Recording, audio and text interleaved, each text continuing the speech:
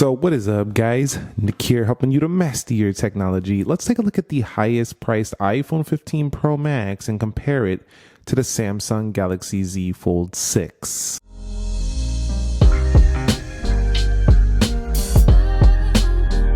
Alright guys, so let's begin by talking about the price of both of these phones, and the reason I'm comparing these is because they're the two highest priced phones from each manufacturer you can buy. And you could decide, do I want to go with Samsung's latest foldable or Apple's best iPhone right here? This one right here, $1,200. So, and when you go up in storage, it goes up from there. So it's a few $100s less than the Galaxy Z Fold. This did get a price increase because they got rid of the cheaper storage option. But technically it's kind of the same as last year. The Z Fold 6 though, this thing retails at $18.99, so it's quite a few $100 cheaper there, or more there, than the iPhone 15 Pro Max. You'll definitely feel that difference if you pay full retail on these. However, usually most people at this price category are going to trade in their old phone to get a massive discount, and the Z Fold 6 does offer bigger discounts than you'll find on the iPhone 15 Pro Max. So as a matter of fact, I'm actually able to get the Z Fold 6 cheaper than the 15 Pro Max because my trade-in is worth more than the ones on the 15 Pro Max. That's the weird thing. However, if you're paying full retail or you're doing it on a carrier plan where you're paying over the months, you might in fact pay more for the Z Fold 6. And if we're just being technical, the Z Fold 6 does cost more. There's just ways to get it cheaper than the 15 Pro Max, which most people will take advantage of. Okay, so let's talk about the build quality and designs. We can't really compare design too much, but definitely build quality. Any glass sandwich phone like the iPhone 15 Pro Max is potentially going to be a little bit more durable because there's no hinges, there's nothing like that. So they're not directly comparable in that sense, but the glass on the back is easily cracked on a 15 Pro Max if you drop it on the wrong angle. But the aluminum frame is strong. The camera lenses are pretty strong. The glass on the cameras are strong. And overall, unless you don't wear a case or anything like that, you drop it pretty substantially. I've dropped this a few times without a case. It hasn't even cracked or dented or anything. This is a pretty rock solid durable phone with titanium edges over here. Now the Z Fold is still using aluminum frame here on this phone, and also it is definitely durable when closed. They now close all the way, so I don't even think you would damage the inner display on the Galaxy Z Fold 6 if you were to drop it when it's closed. It's also quite durable on the frame here on the edges, but the inner display is still made out of the plastic OLED kind of feel. So definitely this is not going to be the area to mess around with. It can still get damaged. They even still give warnings on the Z Fold 6 when you first boot it up and start it up. But overall, they're coming a long way. It still is not at the level of the iPhone in terms of build quality. However, their S24 Ultra definitely matches that or exceeds it. So if you want to get their base phone, you can do that. But when we're talking about the most pricey Samsung versus the most pricey iPhone, the Z Fold 6, pretty similar durability, I think, on the outside. But when you open it up, you got to be careful with this phone. They also have these huge plastic rings around the back of the Z Fold 6. So these probably give it a little more durability when hitting on the cameras, because the cameras are housed within these rings. So it'll probably protect a little bit more. However, the trade-off is that it has created a little bit of a bigger rocking motion on the Z Fold 6 than before, whereas this one also has one as well, but that's just something to note right there. So I would pick the iPhone if you want pure durability, but if you want a pretty durable foldable, this is one of the kings on the market in the foldable landscape for sure. Both Apple and Samsung have been working on weight reductions for these two models, and it's very felt. The iPhone 15 Pro Max feels much lighter than before at 221 grams, although this is still not your super lightweight iPhone under 200 grams like of the past. It's still got some weight to it. It's definitely noticeable in the pocket with a case on it. It still feels like a Max phone. Over here on the right, Samsung has really worked on this. At 239 grams, this literally almost feels the same as a 15 Pro Max, like with a case on it with the weight. When you put a case on this phone though, it starts to get a little bit heavier. The bulkiness of the build here is definitely noticeable. It's like two phones there. And I'm hearing rumors that Samsung is going to really thin out the next fold. But this one is still pretty good for what it is. And you could see the height looks a little shorter. it's pretty manageable. And with these squared edges, it feels like kind of easy to hold as well. It does dig into the palm just like any squared off phone, but definitely at 239 grams, 8.43 ounces over here. This one's 7.8 ounces. The weight difference is not as huge as you would think. So yeah, I wouldn't even pick it based on just the weight, but thickness can matter to some of you. If you can't stand a thick phone, this comes in at 12.1 millimeters closed. This one, 8.3. When you do have this open though, this is actually thinner than the iPhone 15 Pro Max at 5.6 millimeters versus 8.3 millimeters. As a matter of fact, the Z Fold 6 is about like an iPad when it comes to thinness, like those newer iPads. It's close to those when it is open, but that goes to the whole, it's a tablet when you open it, it's a thick phone when you close it. So you have to decide if that's something you're willing to deal with personally. All right, guys, so let's take a look at the displays. We'll start with the cover display on the Z Fold 6 versus the iPhone. Now, you are looking at yourself a 6.3 inch here on the cover. That's up from 6.1, I believe, before. Both of these are dynamic. Well, both of them are OLED displays. This is a dynamic AMOLED display on the front, 2600 nits on the cover display. Yeah, on the cover display, 410 ppi. Over here, 6.7 inch. This is 460 ppi.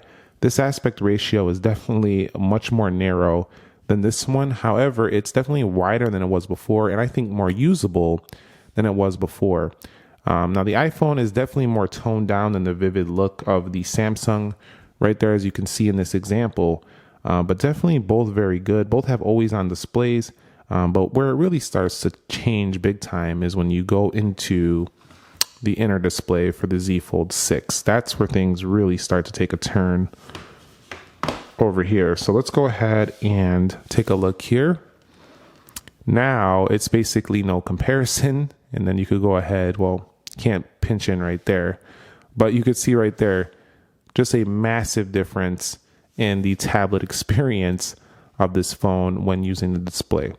So that's where they really change a lot. Once you get in the inner display, also the cover display is not as good as the 15 Pro Max's experience as the better aspect ratio out there. But quality wise, it's actually maybe competitive. It's pretty competitive quality wise on that front display to the 15 Pro Max, just much more narrow. That's the thing. The cool thing though is that the Z Fold 6 does have 120 hertz on the cover and the inner display, which is quite nice right here. The iPhone 15 Pro Max is a 120 hertz Pro Motion display that's quite smooth. Bring it on the inside, and that experience carries over to the inner display on the Z Fold 6, which keeps it pretty smooth.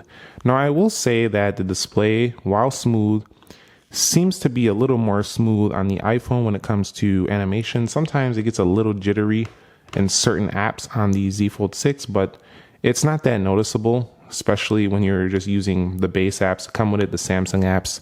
Everything seems to run pretty darn juicy day to day. So it's not that noticeable, but the 15 Pro Max seems a little bit more refined with its animations and jitters and stuff like that. Even on the iOS 18 betas, it's still doing pretty darn good in that respect. But overall, I mean, how could you really compare? You're getting a bigger display here, but do you want to trade off this feel for this feel? This is a practical panel right here, day to day. This gives you a big wide display on the inside, kind of like iPad mini, but when you close it up, it's also a little more narrow. So you have to decide if the trade-off is worth it to have a more narrow 6.3 inch screen on the front to get this bigger display later when you're chilling and you just want a bigger panel. For multitasking, it's going to be worth it, but this is more practical to use day to day. I definitely have to admit that. It's something that you're not going to be thinking about much. It just works and works very well. It's kind of like their S line of phones. So that's what the trade-off you have to think about making. Key thing to keep in mind is that the Z Fold 6 does support S Pen, even with some AI features as well, like sketch to image, which will let you draw an image out. But let me go ahead and see where that pen icon is. There's an all new sketch to image feature here. Well, just kind of like the AI will let you draw basically anything and make a new photo out of it. So let's just go ahead and draw a quick car here and see what it does. All right, it's not going to be my best because I'm trying to do this fast here, but let's go ahead and draw this out and see what it gives us here. So let's hit generate. And you'll see, we'll talk a little bit more about AI later, but the pen allows you to have a stylus experience on the inside. On the outer display, the pen still doesn't work. But that was pretty awesome. Look, it turned that weak drawing that I just made into a pretty convincing looking vehicle right there. While it's not a realistic vehicle, it's still pretty cool that you're able to generate images like that. Also, you can use it as your traditional stylus, going through the operating system, taking notes. You know the drill. With S Pen at this point, that's not possible on the iPhone 15 Pro Max. So a stylus support, just not a thing for Apple yet. So definitely that can be a display advantage as it has that support on the Galaxy Z Fold 6. So let's discuss the software here. So I'm running the iOS 18 beta over here. This is beta 4. It just got updated again. It's like 2 updates for the beta here. It's pretty similar to iOS 17. It just gives you a lot of new customizations. That's the main thing. You can move icons wherever you want, and you could change out the colors of the icons. You could tint them. That makes it one of the biggest iOS updates in years, but it's not like they revamped the look of the icon. They just kind of changed the colors and moved them around. It hasn't been like a total revamp of the software, but definitely bringing features we've been asking for years. So iOS 18 is extremely exciting, I think, for an iOS update. However, if you kind of like just scroll through, you're still going to be on your similar usable, pretty easy day-to-day iOS experience. Some people call it boring. I think it's going to get more fun this year with iOS 18, but it's polished, it's refined, it works well. No split screen still, but you still have your iMessage, your FaceTime, all that stuff that is exclusive to the Apple ecosystem. Now over here, you've been able to move icons around for years on the Z Fold. You can even turn the cover display in the landscape. You can't do that over there. Tons of multitasking ability, edge panels, AI features on here. We'll get Apple Intelligence later for that 15 Pro Max, so the AI stuff, while it's here first, I can't say it's only an advantage because it's going to come to that one over there. When I open this display up, you'll see on the inner panel here, we do have ourselves the tablet-like experience, obviously, but Samsung giving you ability to put widgets wherever you want. You have tons of toggles up here. Control Center is all new as well for iOS 18. I forgot to talk about that. That's going to be a nice change as well. It's funny how Apple now has circular buttons, kind of like Samsung has. That's funny. But if we go over here back to the Z Fold 6, you'll see that we do have the ability to make app pairs, bring these apps into pop view, bring them into a split view panel as well, and bring other stuff in here also. So if I bring in Best Buy, for example, you can also swap these around. You can also go ahead and favorite this pair, put it on the taskbar, put it on the home screen, app edge panels. You can also bring another application in here from the edge panels to make it 3 applications at once. See if we could pop that in there. And you'll see, look at that. Tons of productivity capabilities here. Although 7.6 inches, while it looks huge on camera, once you start putting like 3 apps, it does get a little bit cramped. I still want a bigger screen in future Z Folds for multitasking, but it's here. You'll also see that on this phone right here, there is a crease. I forgot to mention that. On extreme angles, that display has a noticeable crease. Don't forget about that. That's something to keep in mind. But software-wise, you have the Galaxy Store, Samsung News, and Google News. It's kind of like Windows, where you have a combination of Microsoft software and then all the software you want to put on the phone or on the computer. Same here, but for Android. You have the Play Store, and then you have all the Samsung stuff combined. To me, it can get a little complex, a little messy when you start using all these different services, unlike Apple, which keeps everything kind of like Apple only. Of course, you can add the Google apps and stuff like that, but it's mostly Apple only stuff over there. But it's fun. As a tech fan, it's fun to play around with all these features. There's advanced features. It goes on and on. There's Galaxy AI, Flex Mode panels, S Pen features. I mean, you're not going to get bored of this phone. You might have this phone a year, and a year later, you're still finding out stuff to do with this phone. Also, 7 years of support on the software updates. Software updates don't come in as quickly as Apple's, but they do come in, and you get about 1 a month or so, something like that, and you'll get those for years to come. Apple's devices get software updates sometimes so fast you don't even get a chance to play around with the recent one before the next one is already on its way. But it keeps that security up to snuff and very private and very quick to get those bugs corrected. So I still like the software update cycle and experience for Apple a little more, but at least Samsung is like the king of Android when it comes to software updates. However, from a performance perspective, the iPhone, believe it or not, even though it's a whole year old just about, is actually the more powerful phone in terms of the chip benchmarks. But it's kind of held back by software and what it can do. Kind of just like a phone over here is not going to be more than, DeX and mobile operating system. You are held back by the fact that you can't really do, like, here's what I'm trying to say. Let me get this very clear to you guys. You have these super powerful chips, the Snapdragon 8 Gen 3 over here, but you don't really, like, everything you do on mobile, like, these phones can both do them so well that the chips are never going to be pushed to their limits just because these are mobile OSs. So even though the Geekbench or the benchmarks might bench better on the iPhone, both of these phones can run everything you throw at them with no problem, and they're all smooth now. So at this point, either one you go with, you're going to have a great experience. And it's not like before where if you bought an iPhone, it was super smooth and the Android was laggy like back in the day. Nowadays, you buy this, it's super smooth. You buy that, it's super smooth. You buy this, you can throw everything at it, it runs fine. You buy this, you can throw everything at it, it runs fine. Both of them run great. So I'm not going to say one is way better than the other in performance. But what I will say is that I think the Samsung gives you more features to take advantage of the chipset than this phone over here. This phone is just kind of like the iPad M4, but on a phone. You have all this power, but it just runs a basic iOS, so there's not really much you can do besides pushing it in terms of, unless you get into the iMovie, the LumaFusion, which you can run the LumaFusion here as well, you don't really, in gaming, you don't really push it too much more than that. But over here, you can have all these split apps, you can have multiple pop views, you can really push this thing, put it on DeX computer mode, go to good lock, put it on 2K resolution. You can really start pushing this a little harder. And this one. I also should mention that if you go with the 15 Pro Max, you get 8 gigs of RAM. If you go with the Galaxy Z Fold 6, you're going to get 12 gigs of RAM, so more RAM on this phone right here. Talking about the cameras, we do have a dedicated macro mode on here, the ability to go to all these different millimeter modes, which I quite like on the iPhone. 50 megapixel main camera on a Z Fold versus a 48 megapixel main over here. But this main sensor looks amazing. Video quality is phenomenal on the iPhone here, and you have that dedicated macro mode.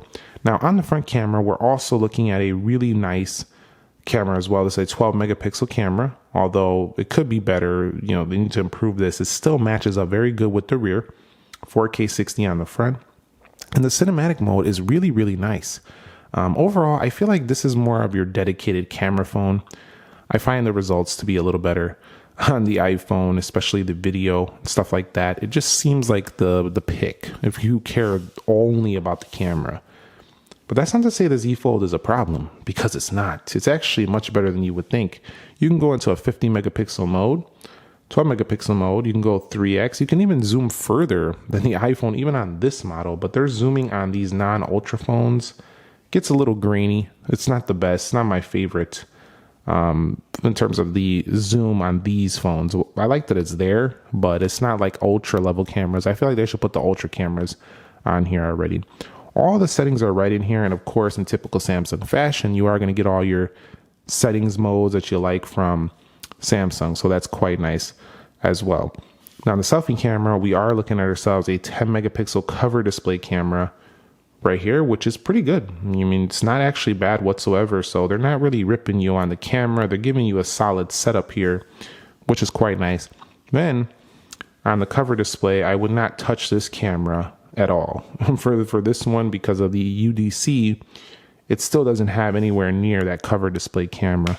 But what's always been nice about the Z Fold is the ability to use the rear cameras as your selfie cameras. This is a foldable exclusive feature. Bring this thing around, and you could use your full-blown quality cameras on the rear to take front selfies and photos and stuff like that. That is an awesome feature that is not matched on the iPhone. And do I think the video is, because we can do 8K, this gives you a higher resolution iPhone, but the video quality I like better that is produced on iPhone, because it just looks more natural to me. This looks a little more soft. But overall, the video is not so much better on either phone that it would be like a deciding factor for me, honestly. I think a pro would probably like the iPhone more due to the apps and just kind of like the way you got the Final Cut video camera and all that stuff. Probably a lot of pros are using some of those software tools that, the raw modes and all that. I think the iPhone would be a slightly better experience, but the Z Fold, from a consumer perspective, in the iPhone, they're not like too far off that you would pick this just for the cameras over the Z Fold, because they're really darn good on this new phone. They're just not. These are more like their Ultra competitor, like their Samsung S24 Ultra competitor right here. So if I was being real, I'm going to pick the iPhone for pure camera, but this is not really far behind, honestly. All right, guys, so I'm not going to blast some audio here, but the Galaxy Z Fold is definitely a louder phone than the iPhone 15 Pro Max. Not by as much as you would think. It was only about 2 or so decibels louder, but it is louder. So I do have to give it the win in that area. When you go ahead and open up the Z Fold as well, the audio, the speakers are going to come out from different sides of the phone as well. There's one over here, one down here, watched in this mode. You can cover it up if you're holding it like this, so be careful. With the iPhone, you can also cover up the main speaker down here if you're holding it like this, so be careful with that. But if you want a slightly louder phone, go with the Z Fold 6. It is the winner. When it comes to battery, the Z Fold is not bad whatsoever, but the iPhone is taking the win. This lasts longer than the Z Fold, especially on the cover display. You can get a better battery on the Z Fold 6, but when you open up this inner panel, it starts to take a turn. It starts to drain a lot quicker than the cover panel. So that's how I'd put it. If you're using the cover display, Z Fold lasts pretty close, but when you're in this mode right here, this drains much faster. Obviously, you're powering more pixels and just a tablet-like experience. Technically, you could get close with that cover panel, but I feel like the iPhone still wins here, and in standby, it does really well. This is doing better than ever. These newer Samsung phones have gotten better in standby, I do have to admit. But if I had to pick one for battery, my experience goes to the iPhone 15 Pro Max. It's one of the longest lasting phones I've used all year long, and it continues to hold that crown. I'm wondering what the iPhone 16 Pro Max or Ultra, whatever they call that next phone, is going to be like. And from a biometrics perspective, we are looking at the Face ID. Pretty convenient. Just look at it. It goes right in. However, I do really love the Z Fold's integrated fingerprint sensor just because it's like right there. You just always know when to click it. Bang, it's just in. You don't even have to like look at the phone. You could just be in the phone like that. Also, I like how it has that face unlock on the outer panel and then also on the inner panel. So the whole experience of opening this phone is just super easy. No matter how you want to open it, there's multiple ways to do it. It's very versatile, and it's something the iPhone doesn't have up its sleeve, is that versatility of unlocking as well. And the Z Fold 6 also has these cool modes you can put it in, like this flex mode. I believe you can use the front panel and then kind of put it in like a tent mode right here. That opens up the capabilities of having the ability to take a selfie without anybody needing to hold it for you. Just prop it up somewhere. You can also watch a video on the countertop without needing a case to prop it up. Like I used to buy kickstand cases for the iPhone to do stuff like this. So there is some usability here, although it is a pretty small screen. Still can be a very useful travel companion. Also, that Z Fold 6 can hold up like that as well. If I go on the inner display, it can hold up like that as well. And I just wanted to mention before we get up out of here too, I really like how you can have a different inner display, like the way a lot of foldables just kind of mirror the front panel. This one gives you the ability to have your own setup on the inside, and then on the outside, you also have like your own phone setup. So I have a phone setup on the outside and a tablet setup on the inner display. So my apps layouts are different on the inside versus the outside. So yeah, the Z Fold has DeX as well. Lots of special features there. The AI stuff is on board just like it was for the Galaxy S24 Ultra. And the iPhone over here, its special features are going to be basically the exclusivities that come with the iOS ecosystem. You do have a titanium build versus a non-titanium build. Dynamic Island is an exclusivity to this phone. If you like the Dynamic Island integrations that come with many applications, I do think you will really appreciate this a little more. If you wanted your punch hole to do something, it doesn't really do anything over there. And then from a color perspective, the Z Fold does have navy, silver, shadow, the exclusive white, and they have a black color option as well online. It does have pink as well. The iPhone, black titanium, white titanium, blue titanium, and this natural titanium you see here. I will say that the colors for the iPhone are a little more dull than the ones that are offered on the Z Fold 6. However, some of you might prefer titanium to the aluminum construction of Z Fold 6. At the end of the day, if I had to pick one, I really like both of these. I know these aren't directly comparable phones, but these are the best each manufacturer is offering right now. The highest price, as a matter of fact, each manufacturer is offering right now.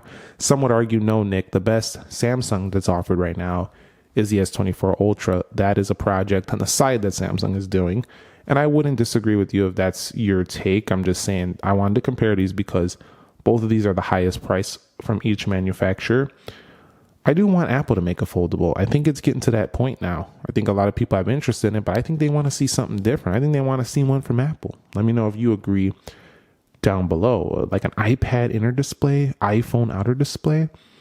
I think the iPhone still wins this comparison if you just want a really solid, polished, refined phone.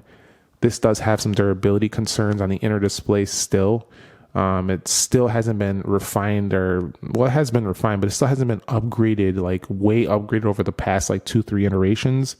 They're just kind of polishing it out, kind of like what Apple does, but there hasn't been major leaps. Like they haven't made the display way bigger. They haven't made the inner display way bigger. They haven't changed the overall look too much. Like some other manufacturers are bringing out these foldables that are just crushing this in terms of the size and other stuff like that. But they don't have Samsung software. They don't have the really comfortable front display. Even though it's narrow, it's still comfortable in size to be portable, and they just don't have the overall polish that some of the Z Fold offers. So that's where it still shines. But that's going to wrap it up here for me. I think either way you go, you're going to be in a really good place. But buy the iPhone if you want traditional standard, really high-end polished phone. Go with the Z Fold if you're tired of the iPhone experience and you want to try something radically different. I think you'll be very happy, as this is very smooth, has a lot of software updates, and carries a lot of the same benefits that you get from an iPhone, especially if you can live outside of the Apple ecosystem. Thumbs up if you enjoyed it. Subscribe if you haven't already. Nick here. I'll catch you on the next episode, and peace.